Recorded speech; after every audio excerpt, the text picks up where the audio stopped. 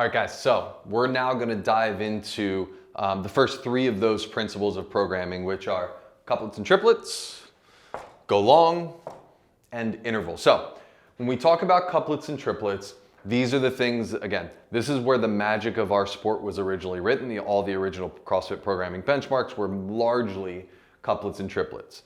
Diane, Fran, Helen, Kelly, all of these workouts, really, really good couplets and triplets. What they do, they allow us to drive horsepower really, really nicely when written correctly. They also can be extremely cyclical. So what we mean with cyclical, and this is important because this is what we want to try and drive our athletes to do in every workout. So a cyclically done workout simply means that the athlete spends as little time as possible not moving and not making progress in the workout. So we want to write workouts and then write stimulus behind it that allows the athletes to continuously move forward in the workout. So these couplets and triplets, when written properly, can really allow for that to happen.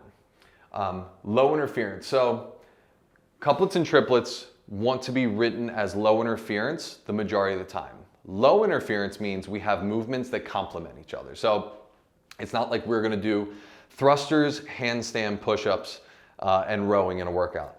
The thrusters and the handstand push-ups would be extremely high interference, which would hurt our ability to keep this workout cyclical and would hurt our ability to drive horsepower throughout the course of the workout, which is why you see in a lot of the workouts you have very complementary movement patterns. Diane, deadlifts and handstand push-ups, push-pull. Fran, thrusters, pull-ups, push-pull. You have very complementary movements. So we use those workouts as examples of good complementary movement workouts that are low interference. So again, when you look at a lot of the old open workouts and benchmark workouts, that's where you're going to see these couplets and triplets really shine in what they can do. And it's no secret that that's the magic that helped drive the CrossFit methodology to be what it is today. Go long.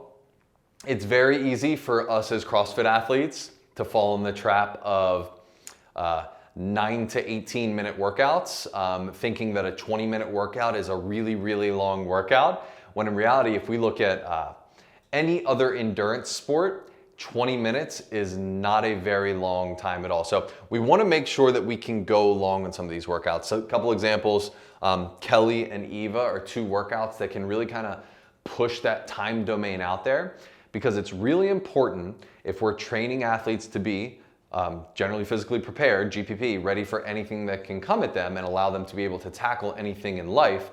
We need to go long and not just sit in our comfortable bubble of the 12 to 13 minute workout. So we have to go long every once in a while in order to fill that gap. And we want to do that one time a week for our workouts.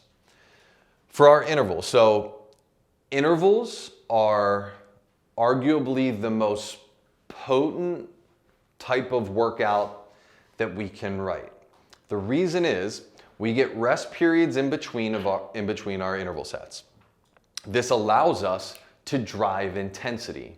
Intensity is the shortcut to results. ... There's a kicker to that. Because they are so potent, if we do them all the time or we do them too often, it can potentially lead to a bunch of negative side effects. If you ride too close to the sun, you could potentially put someone at risk of injury. You could potentially have someone risk burnout. You could potentially have someone just be fatigued all the time. And it's not just body fatigue, mental fatigue. The intervals take a lot of brain power and mental fortitude to get up and do them at the proper intensity every day. So while intervals and intensity is the shortcut to results, we always, always, always want to make sure that we're dosing them properly, so that way we are not having the opposite effect on our members. So that's why we found intervals once per week as a really, really, really nice spot to allow us to drive that intensity, but not put our members in the dirt, because again, we're looking at all of this through the lens of compliance.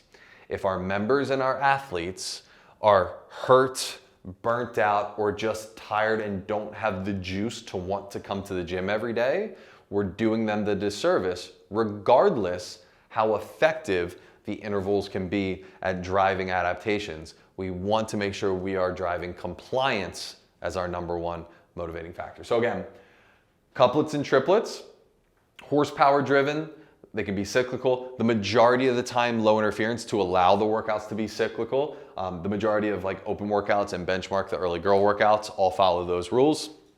Go long. One other thing I completely forgot to mention, CrossFit history.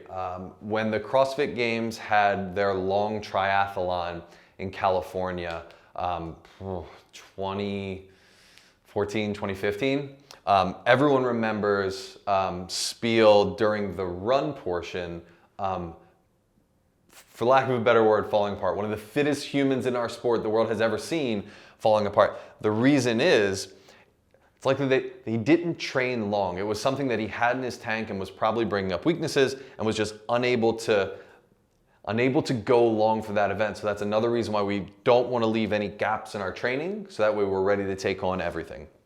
And again, lastly, those intervals, while as potent and effective as they can be, we want to resist the temptation of putting them in too much, because we don't want to have injury, burnout, fatigue, because again, compliance is our number one driving motivator here. So for the first three guys, couplets and triplets, go long once a week, intervals once a week. Let's keep going.